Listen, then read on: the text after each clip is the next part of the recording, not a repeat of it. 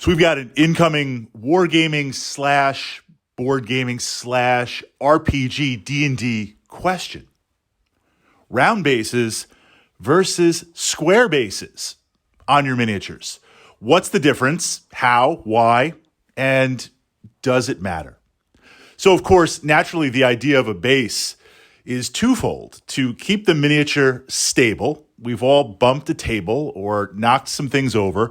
Generally speaking, the miniature needs to stand, presentation, but also positioning. And positioning might be something as simple as if you're playing a board game like Zombicide, Black Plague, or Invader, where you have a square, and the miniatures can be anywhere in that square. As long as they're in that square, they represent the distance to attack or defend within that. Or it might be something a little bit more complex if it's hex-based or grid-based, where miniatures might be a hex or two or a grid or two away, but positioning is very important for attack and defense. The stability of the base, keeping it in place, is really the primary reason for bases on miniatures. Now, there is a question of bases that might be too small for some reason or too big for another reason. Secondary, what we see, square versus round, is, of course, naturally a case-by-case basis. But we tend to see with wargaming systems that make an importance in the rules based on facing. We see a lot of skirmish and fantasy type games where the square bases are used literally to rank and file, to line up your miniatures. And often the miniatures facing, forward facing, and perhaps on the left and right side is the arc that they can attack. We see this in Battletech, which is a hex-based miniature. What is the arc that the machine, that the mech can attack? Yes, some mechs have rear-firing weapons, but we'll just put that aside for a moment. So in combat games or miniature-based games where facing is important, we tend to use square bases. And it could be a board game too. Dungeon Saga has the facing of the miniatures. It's a dungeon crawling game by Mantic. The facing is important. It determines how and where you can attack. And as you move, it makes things tactical because not only are you moving, but then you're figuring out your facing. And you're also looking at other monsters that the Overlord / Necromancer hasn't utilized yet and wondering, okay, based on how I'm facing, where are they going to move? Are they going to be able to get behind me where I might have less defense dice, or I'm not able to attack them without moving, which happens next turn? So we tend to see things a little bit more tactical with that. Now, what about like a mixed system? So certainly a role-playing system like Dungeons and Dragons, facing is key for armor class calculations, for attacks of opportunity, for area effect weapons. You could play with round bases. You could play with a mix of bases, depending on if now you're on a hex or grid, more usually a grid type map.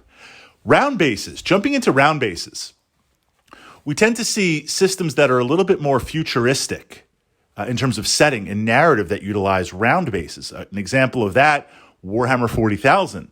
So this idea that the miniature, that the model almost has kind of a 360-degree quick, fast, easy rotation, perhaps based on the narrative or the weapon systems that are involved. This is also the same with chain of command. The bases assume a 360-degree radius where the models are able to pivot and move. Technically, I could line them all up facing me and march them backwards up the table, but for visual effects, that won't impact the rules. But for visual effects, usually you have the miniatures facing the target. On a side note, I find the visuals very important, and I'm kind of like that. So when we play something like Chain of Command, World War II, I'll have my miniatures facing the target, but then if a new target comes up into view and I'm going to shoot at them, before I roll those dice, I will turn the miniatures to face, or at least some of them, to represent those visuals, because we're playing a miniature war game with terrain and music and battle effects. We might as well turn and face the miniatures. But even with that chain of command, we see once you get to tanks, armor, and vehicles, the facing is very, very important. Hitting front armor, hull down, hitting side armor, hitting engine rear armor, hitting turret armor. Some systems get very complex. But round bases represent that positioning. Now, let's talk about size for a second. We see this now. Maybe you're looking through your own miniature collection, or you've seen some miniatures where it's a square base or a round base that is larger than others, perhaps to accommodate the size of the miniature, obviously for balance and positioning. But even so, there's some miniatures where the base seems a little bit larger. The space, the radius that it occupies. A lot of game systems, close combat, base to base is important, getting those bases to touch each other, whether they're square or round or hex. That point of contact, often what we see on larger miniatures, means the reach, the area of effect, the space it occupies represents that it's a monstrous creature or that it's a larger type miniature. On the opposite side, not always, you might see a smaller type base or an area type base.